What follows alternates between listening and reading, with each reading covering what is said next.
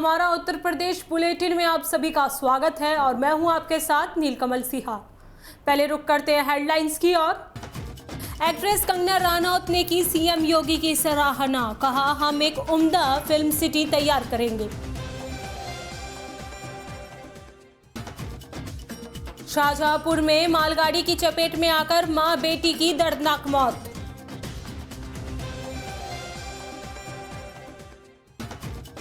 संभल police ने पशु तस्कर के खिलाफ की बड़ी कार्रवाई, 40 लाख की संपत्ति जब्त, बैंक खाते किए गए सीज। अब खबर विस्तार से।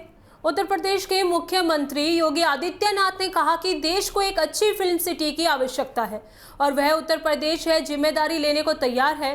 सीएम योगी के इस ऐलान के बाद शनिवार को बॉलीवुड एक्ट्रेस कंगना रनौत ने ट्विटर पर लिखा कि लोगों की धारणा है कि भारत में शीर्ष फिल्म उद्योग हिंदी फिल्म उद्योग है, जो कि गलत है।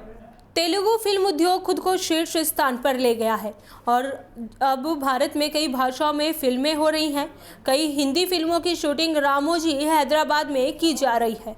कंगना ने एक ट्वीट में लिखा है कि मैं इस घोषणा की सराहना करती हूं, योगी आदित्यनाथ जी, हमें फिल्म उद्योग में कई सुधारों की आवश्यकता है। सबसे पहले हमें एक बड़े फिल्म उद्योग की आवश्यकता है जिसे भारतीय फिल्म उद्योग कहा जाता है, जिसे हम कई कारकों के आधार पर विभाजित करते हैं। हॉलीवुड फिल्मों को इसका लाभ मिलता है, एक उद्योग, लेकिन कई फिल्म स्टीज थम्स अप। अब खबर गोंडा जिले से। जनपद के तहसील कर्नलगंज क्षेत्र के ग्राम सभा रामगढ़ निवासी दूधनाथ उपाध्याय में मुख्यमंत्री के पोर्टल पर ऑनलाइन शिकायत कर कार्रवाई की मांग की है।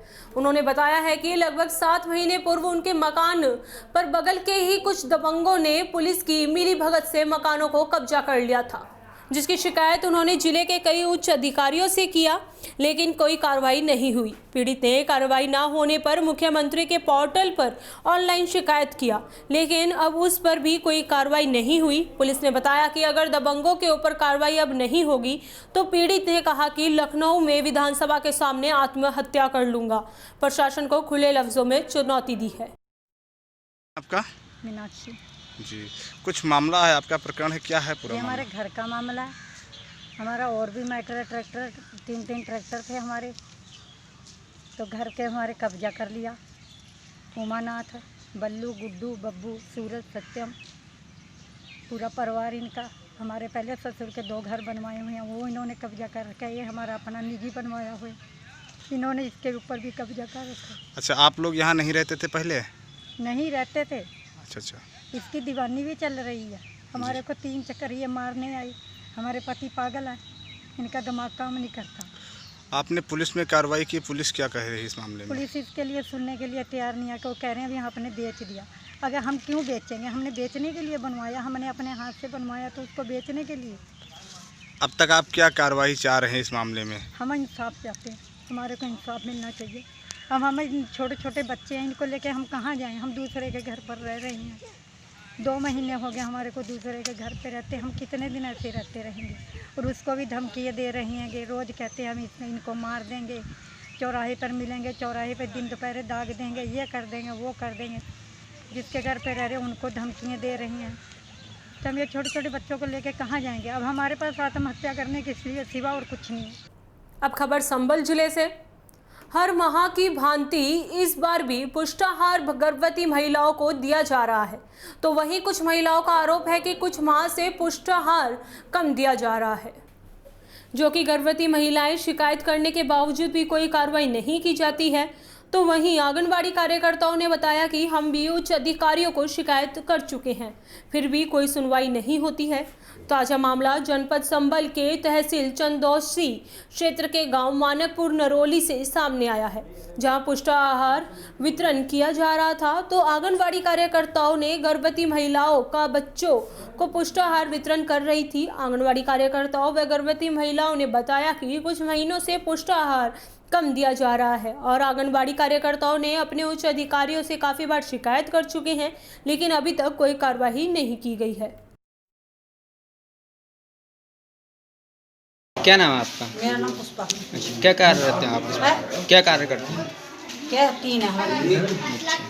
यहाँ जो पुष्टाहार वितरण हो रहा है कुछ महिलाओं को कम दिया जा रहा है, ऐसा क्यों, क्या कारण? अब क्या करें, ऊपर से ही कम आ रहा है पुष्टाहार। और मेरी तरफ हैं 30 हैं इस समय, जी 19 हैं गर्भवती और 11 हैं धात्री। जी। अब बताओ 10 को मैं किसके यहाँ से लाऊं? 20 को आया है। अब तो लड़ाई तो होती है। मैं ये कहती हूँ अब की बार तो मैं मिल गया, अब की बार को जिन्हें ना मिला उन्हें दूसरी बार उन्हें मिल जाएगा। और मानती नहीं है कि ना हमें तो चाहिए, ऊपर से पूरा आ रहा है पुष्टाहार, ऐसा कहती हैं। आपने अपने उच्च अधिकारी को सूचित किया? हाँ, पिछली बार मैंने सूचना दी थी, मैंने मैडम से कहा था जी CDP मैडम से। मैडम ये बोली थी क्या कि मैं तुम समझाओ, और तो ना माने तो और ये पहली जो आई नहीं थी, मैंने ये कहा था कि तुम अपना पुष्टाहार ले जाओ। तो ये बोली कि नहीं मैं नहीं ले जाऊँगी, ये मेरी बहन आई है, मैं इन्हें कहाँ से दूँगी, मैं इन्हें कहाँ से क्या कि मैं इन्हें क्यों ना मिल जाए, मुझे मिल जाए पुष्टाहार। जब है जब जितना आया मैं उतना दे रही हूँ, तुम्हें ना मिला पिछले महीने में, तुम ले जाओ अपना पुष्टाहार। का नहीं मैं नहीं लेकर जाऊँगी इस तरीके से पुष्टाहार। मैंने मैडम शिकायत करी, वो बोली कि मैं 6 महीने का लूँगी पुष्टाहार। तो मैडम से भी शिकायत करी थी, तो मैडम बोली कि नहीं हमारे पास नहीं है 6 महीने का, जो है इस समय जितना आ रहा है हमारा पुष्टाहार उतना तुम ले जाओ। तो मैंने कौन सी गलत बात कही, जो मैंने मैडम से कह दिया ऐसी अब यही बात है। अब 7 माह से 3 वर्ष तक के बच्चों को पुष्टाहार आ रहा है, दोनों पैकेट आ रहे हैं। अब बताओ मेरी तरफ अब 57 बच्चे हैं, अब 9 में उसमें कितने बच्चे रह गए हैं, उन्हें कहाँ से दूर में पुष्टाहार, और कितना भी समझाओ मानते ही नहीं है। क्या नाम है आपका? मेरा नाम आंगनवाड़ी लता। अच्छा, तो यहाँ कुछ के लिए जो महिलाएं हैं, गर्भवती महिलाएं, उनके लिए पुष्टाहार कुछ कम दिया जा रहा है, ऐसा क्यों, क्या कारण है? जब ऊपर से ही कम आ रहा है तो पुष्टाहार कम बटेगा ही, जितना आ रहा है इतना बांट रहे हैं। जी, आपने अपने अधिकारी को सूचित किया कोई? जी कहा था, CDP मैडम से कहा था पिछली रात। लिखित शिकायत दी है? नहीं लिखित नहीं दिया, क्यों? मौखिक दी है। जी। फिर क्या कहा उन्होंने? जी सर वो बोले कि ये है कि जितना है इतना बांटो तुम तो। जी, अब हम कहाँ से देवें ज़्यादा, जितना आ रहा है इतना बांट रहे हैं। अब खबर कानपुर जिले से। नगर प्रमुख सचिव चिकित्सा स्वास्थ्य एवं परिवार कल्याण उत्तर प्रदेश शासन आलोक कुमार की अध्यक्षता में मंडलायुक्त शिविर कार्यालय में कोविड-19 संक्रमण के बचाव व रोकथाम के संबंध में बैठक संपन्न हुई। बैठक में प्रमुख सचिव श्री आलोक कुमार ने जनपद में कोविड संक्रमण के बचाव हेतु ICU बेडों की अतिरिक्त व्यवस्था कराए जाने के संबंध में दिए गए निर्देशों की समीक्षा करते हुए अद्यतन प्रगति रिपोर्ट मुख्य चिकित्सा अधिकारी से प्राप्त करते हुए GSVM मेडिकल कॉलेज सहित अन्य अस्पतालों में अतिरिक्त ICU बेडों की व्यवस्था के संबंध में शीघ्र कार्रवाई किए जाने के निर्देश दिए। उन्होंने होम आइसोलेट वाले मरीजों का RRT टीमों द्वारा घर घर जाकर उनके स्वास्थ्य के संबंध में जानकारी लिए जाने के कार्य को गुणवत्तापूर्ण तरीके से कराए जाने तथा RRT टीमों के कार्यों का पर्यवेक्षण नियमित रूप से किए जाने के निर्देश दिए। उन्होंने कोविड धनात्मक केसों के क्लोज कॉन्टैक्ट व हाई रिस्क कॉन्टैक्ट तथा लक्षण युक्त लोगों का विशेष ध्यान रखते हुए उनकी कोविड जांच तत्काल आवश्यक रूप से कराए जाने के निर्देश दिए। उन्होंने कोविड संक्रमण से बचाव हेतु मास्क का प्रयोग अधिक से अधिक लोगों में कराए जाने हेतु स्वयंसेवी संस्थाओं, चिकित्सकों, अधिकारियों एवं कर्मचारियों का सहयोग लेकर जन जागरूकता अभियान चलाए जाने के निर्देश दिए। उन्होंने कोविड के संक्रमण को रोकने तथा मृत्यु दर में कमी लाई जाने हेतु कॉन्ट्रैक्ट ट्रेसिंग पर और ध्यान देकर कार्य किए जाने पर जोर दिया।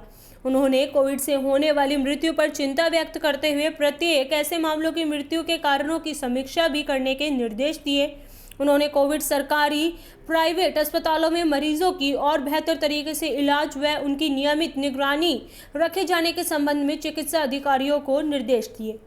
बैठक में मंडलायुक्त डॉक्टर राजशेखर ने कहा कि सभी अधिकारी कोविड-19 पर प्रभावी रोकथाम लगाने हेतु हर संभव प्रयास करते हुए कार्य करें, जिससे कि और बेहतर परिणाम प्राप्त हो सके। उन्होंने निर्देश दिए हैं कि कोविड मरीजों की जांच के समय उनका पूर्ण विवरण, मोबाइल, आधार नंबर एवं साक्ष्य सहित पते का विवरण भी अवश्य अंकित किया जाए, जिसके से कि कोविड धनात्मक मिलने पर उनको यथाशीघ्र आवश्यकता अनुसार फैसिलिटी एलोकेट या होम आइसोलेट किया जा सके और अन्य लोगों का कोविड संक्रमण से बचाव हो सके। उन्होंने लक्षण युक्त कोविड के केसों, गंभीर बीमारी वाले कोविड मरीजों तथा अधिक उम्र के मरीजों को आवश्यक रूप से कोविड अस्पतालों में अनेक स्वास्थ्य एवं बीमारी को दृष्टिगत रखते हुए भर्ती कराए जाने के निर्देश दिए।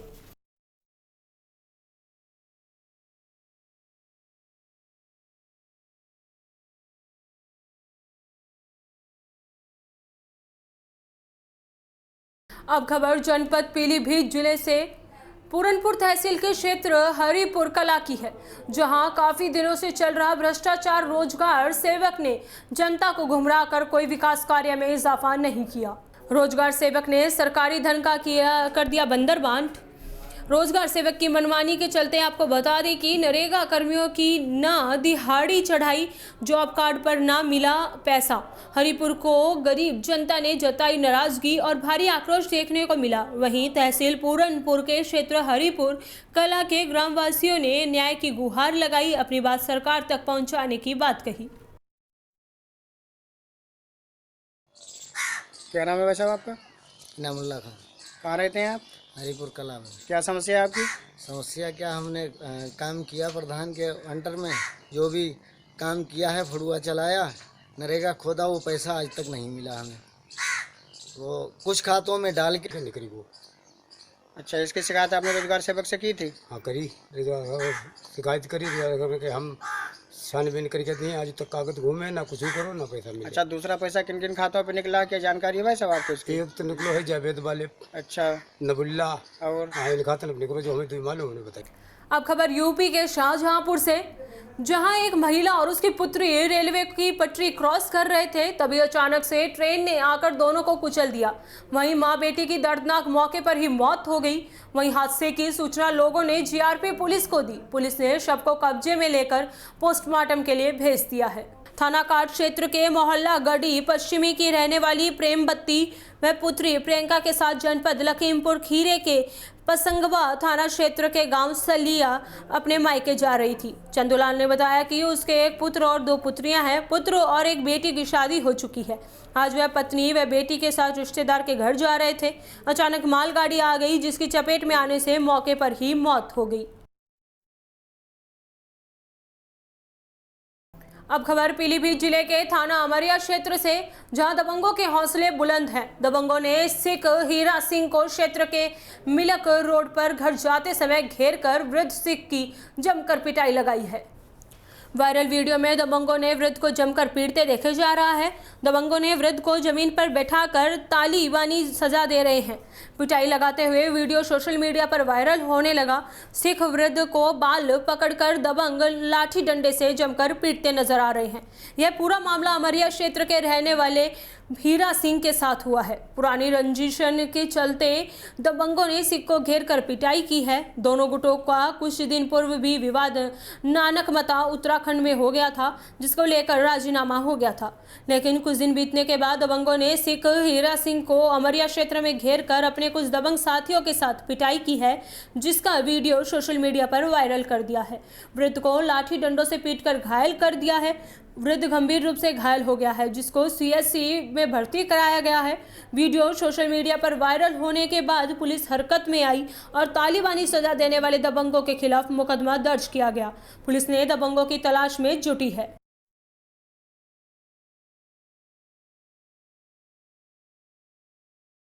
आपके साथ में एक मारपीट की घटना हो रही, क्या मामला है पूरा, कहाँ का है? ये है मिल्क गांव, जहाँ हम अपनी लड़की के घर से आ रहे थे बंगलेरा से। तो ये मैं जब उधर से आया हूँ, पीछे से एक गाड़ी लेके आए हैं, तो मेरे पास में आके इन्होंने मोटरसाइकिल आगे गाड़ी कर दी ऐसे। कौन लोग थे? ये ढेला पीर वाले जो राजू सितारगंज में रह रहे हैं इस टाइम। कितने लोगों ने गिरा था आपको? 4 आदमी थे। 4 आदमी उतरते ही जे मुझे इन्होंने मोटरसाइकिल से गिरा लिया नीचे, तो मारने लगे खूब। तो मैं अकेला था, जे इनके पास डंडे भी थे और कोई हथियार भी थे इनके पास। मैं इसी वजह से बोला नहीं, डर के मारे कि हो सकता कहीं गोली न मार दें। तो जे फिर मार पीट के जे राजू ने हमारे बाल पकड़े हैं, तो मुझे इन्होंने ऐसे करके वीडियो बनाता रहा, लड़े थप्पड़ मारता रहा, और ये पता नहीं क्या चीज़ लगी इसके, तो उससे कान खुल गया। फिर ये मेरे आगे निकल गए, तो मैं डर के मारे थाने में नहीं आया, मैं फिर घर पे चला गया। ये फिर हमारे लौट के फिर से हमारी बंगलेरा लड़की के घर में गए गाड़ी लेके। वहाँ जाके इन्होंने शीशा नीचे कराया, फिर इन्होंने जब तमंचा दिखाया ऐसे करके बोला तुम्हें देखेंगे थोड़ी देर रुक जाओ। तो ये वहाँ से गाड़ी लेके आगे नहर पे पुल पे चले गए। तो उस वक्त ये इन्होंने पुलिस वालों को फ़ोन किया, थाने में आया, तो ये एसओ साहब वहाँ पहुँचे। इन्होंने सारी डिटेल वहाँ की जो है वो सुन ली। अब खबर जनपद संबल के चंदोशी में मोदी जी के जन्मदिन के दिन विरोध यात्रा निकाल रहे कांग्रेसियों से भाजपा कार्यकर्ताओं की नोकझोंक, गाली गलौज और धक्का मुक्की हुई। आज जहां सारे देश में प्रधानमंत्री नरेंद्र मोदी का उत्साह के साथ जन्मदिन मनाया जा रहा है, वहीं जनपद संबल की चंदोसी के फुवारा चौक पर कांग्रेसी कार्यकर्ताओं ने बेरोजगारी का पुतला लेकर विरोध यात्रा निकालनी चाहिए। लेकिन जब इस बात की जानकारी पुलिस को हुई तो पुलिस ने क्षेत्राधिकारी भारी पुलिस बल के साथ मौके पर पहुंचे और चर्च के पास पहुंचकर कांग्रेसियों को यात्रा निकालने से रोक दिया। जब इस बात की जानकारी भाजपा कार्यकर्ताओं को हुई तो वह भी एकत्रित होकर फुवारा चौक पर पहुंच गए। वहां पहुंचकर उनकी कांग्रेसी कार्यकर्ताओं से जमकर नोकझोंक, गाली गलौज और धक्का मुक्की हुई, जिसके बाद कोतवाली पुलिस कांग्रेस कार्यकर्ताओं को लेकर कोतवाली आ गई, जहां पर पुलिस क्षेत्राधिकारी अशोक कुमार सिंह ने बताया कि कांग्रेसी कार्यकर्ताओं के विरुद्ध धारा 144 के उल्लंघन का मुकदमा दर्ज कर लिया गया है। कि आपका आरोप है कि आपके ऊपर कुछ बीजेपी का हमला किया, ये क्या पूरा मामला, क्या आरोप है आपका? देखिए, भाजपा इस समय सत्ता के अहंकार में जो भाजपा के नेता, कार्यकर्ता, पदाधिकारी जितने भी हैं वो इतने चूर हो चुके हैं क्योंकि उन्हें ना तो प्रशासन की कोई डर दहशत उनके सामने है। प्रशासन की मौजूदगी में मेरे पदाधिकारी कार्यकर्ताओं के साथ मारपीट की गई, इन पर हमला किया गया। अब जैसा कि बताया जा रहा है कि आपको धारा के शांति भंग के उल्लंघन में हिरासत में लिया गया है। हमें धारा उल्लंघन में नहीं लाया गया, लेकिन हाँ लाके बिठाया गया और दूसरे पक्ष को वहीं छोड़ दिया गया।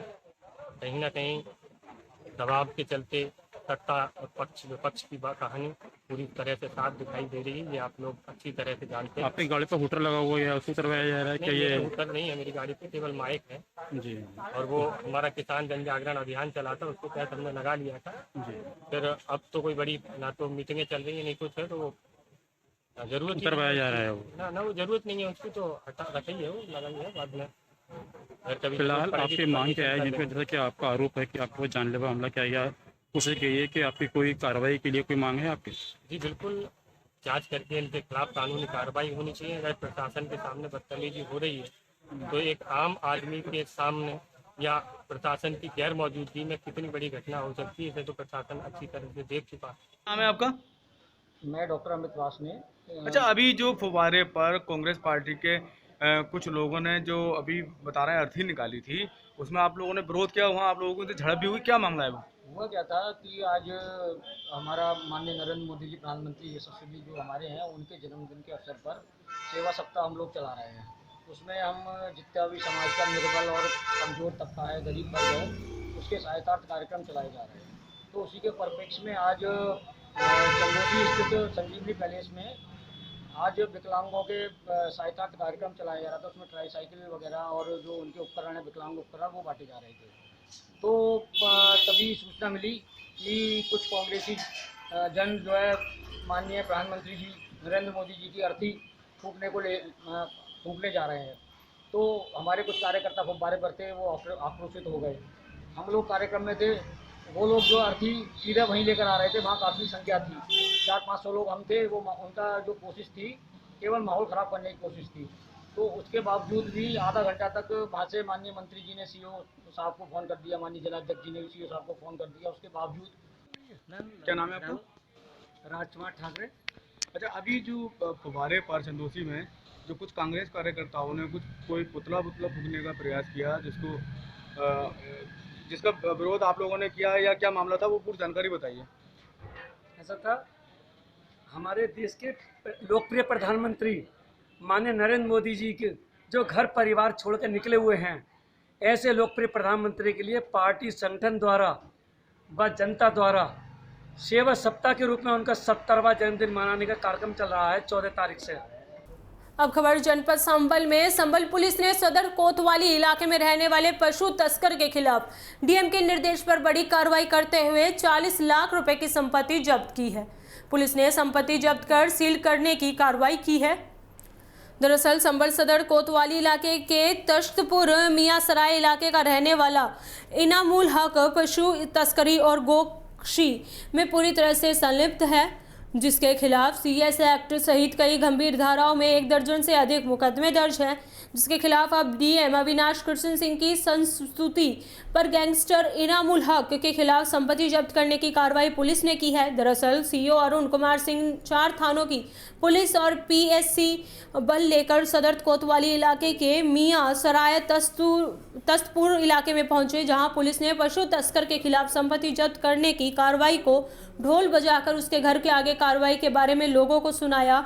जिसके बाद पुलिस ने तस्तपुर मियां सराय में इनामुल हक की 39 लाख रुपए की कीमत की नवनिर्मित संपत्ति और एक स्कूटी समेत 40 लाख रुपए की संपत्ति जब्त की है। इसी के साथ पुलिस ने गैंगस्टर इनामुल हक के बैंक खातों को सीज करने की भी कार्रवाई की है।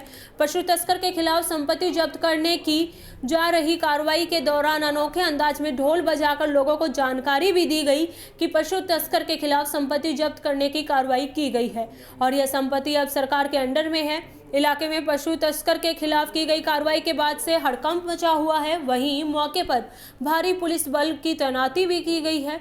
मायाजियो अरुण कुमार सिंह का कहना है कि पशु तस्कर इनामुल हक के खिलाफ डीएम अविनाश कृष्ण की संस्तुति पर संपत्ति जब्त करने की कार्रवाई की गई है। इस कार्रवाई के दौरान पशु तस्कर की 39 लाख रुपए की निर्मित संपत्ति व स्कूटी को जब्त किया है और बैंक खातों को सीज कराने की कार्रवाई भी की गई है। इसके अलावा हयात नगर थाना क्षेत्र के गांव सोधन में पशु तस्कर निसार की 15 लाख की संपत्ति जब्त की गई है।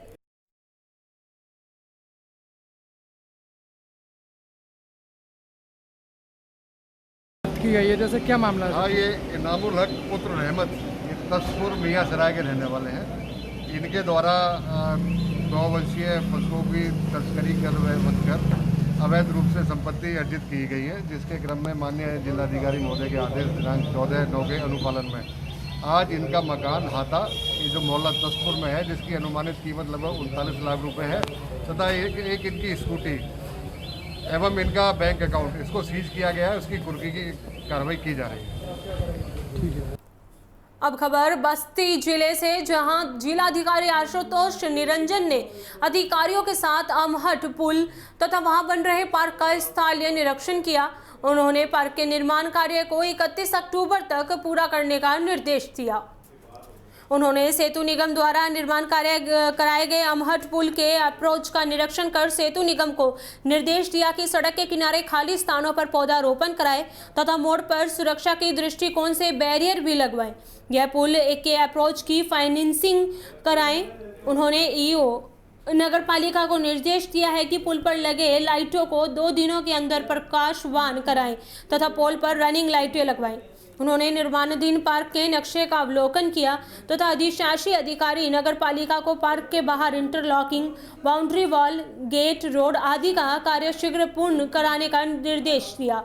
उन्होंने कहा है कि पार्क के निर्माण कार्य में तेजी लाई जाए, जिससे निर्धारित समय सीमा के अंतर्गत कार्य पूर्ण किया जा सके। साथ ही कार्य के प्रगति की सूचना से अवगत कराएं। निरीक्षण के दौरान सेतु निगम के project manager AK Singh, EO नगर पालिका अखिलेश त्रिपाठी, AE धनेश्याम, JE अशोक सिंह एवं संबंधित अधिकारी उपस्थित रहे। अब खबर सिद्धार्थनगर जिले से। सिद्धार्थनगर में आज पुलिस ने जालसाज गैंग के 3 अभियुक्तों को गिरफ्तार करने में सफलता पाई है। यह तीनों अभियुक्त एक युवक को सोने चांदी के गहने सस्ते दाम में उपलब्ध कराने के नाम पर कई लाख रुपए ठग लिए थे। पुलिस ने तीनों अभियुक्तों के पास से 7 लाख रुपए नगद व एक टाटा आरिया गाड़ी, एक मोटरसाइकिल, 4 एंड्रॉयड फ़ोन बरामद किया है। बीते 17 सितंबर को सोहरतगढ़ थाने में मोहम्मद तारिक ने अपने साथ हुई लाखों रुपए की जालसाजी के मामले को लेकर केस दर्ज कराया। आनन फानन में पुलिस ने अपनी पूरी टीम को लेकर अभियुक्तों की घेराबंदी में लग गई और 4 आरोपियों में से 3 को गिरफ्तार कर लिया। पकड़े गए तीनों आरोपियों के पास से 7 लाख रुपए नगद व एक चोरी की टाटा आरिया गाड़ी, एक चोरी की बाइक सहित 4 मोबाइल फोन बरामद किए। तीनों अभियुक्त सोहरतगढ़ थाना क्षेत्र के रहने वाले हैं। इस मामले को लेकर पुलिस अधीक्षक राम अभिलाष त्रिपाठी ने बताया कि जालसाजी के मामले में तीनों अभियुक्तों को गिरफ्तार किया गया है। इन्होंने एक व्यक्ति को सस्ती दर पर सोने चांदी के जेवरात उपलब्ध कराने को लेकर एक व्यक्ति से लाखों रुपए ऐंठ लिए थे। इस संबंध में वादी ने मुकदमा दर्ज कराया, जिसके बाद पुलिस ने टीम बनाकर 3 अभियुक्तों को गिरफ्तार किया गया तथा एक आरोपी अभी फरार है, जिसकी तलाश की जा रही है। इनके पास से 7 लाख रुपए, एक आर्या कार, एक बाइक व 4 मोबाइल बरामद किया गया है। इस सराहनीय कार्य के लिए पुलिस टीम को 20,000 रुपए नकद से पुरस्कृत किया गया है।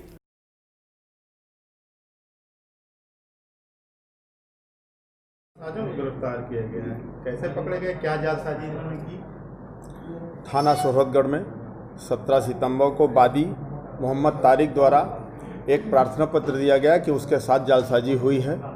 प्रार्थना पत्र के विषय वस्तु के हिसाब से थाना प्रभारी सोहरतगढ़ प्रभारी एसओजी को टीम गठित कर तत्काल उन्हें आदेशित किया गया। मुलजिम को गिरफ्तारी के लिए 3 मुलजिम पकड़े गए, उसमें से 7 लाख की बरामदगी और टाटा आर्यन गाड़ी, एक मोटरसाइकिल जो घटना में प्रयुक्त होती है, उसको भी बरामद किया गया।